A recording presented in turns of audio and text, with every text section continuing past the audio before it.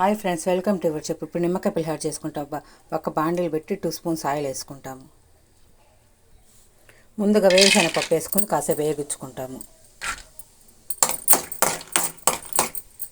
మరి సిమ్లో కాకుండా హైలో కాకుండా పెట్టుకుంటే సరిపోతుంది.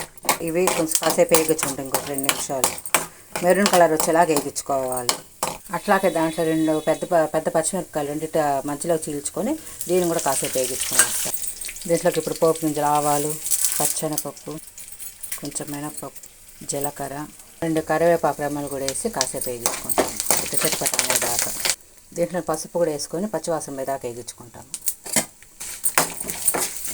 సైజ్ అంతా దీంట్లో లైట్ పెట్టుకుంటాం. ముందుగా ఉడకబెట్టుకున్న అన్నం ఉంటుంది కదా, మనం ఇందాక ఉడకబెట్టుకున్నాను వేడి అదేసి కొంచెం రుచికి తగ్గు వేసుకొని బాగా కలుపుకుంటాం. ఇది మధ్యాహ్నం పిల్లకాయల లంచ్ బాక్స్లోకి తొందరగా అయిపోయే రైస్ అనమాట ఇది, అందుకని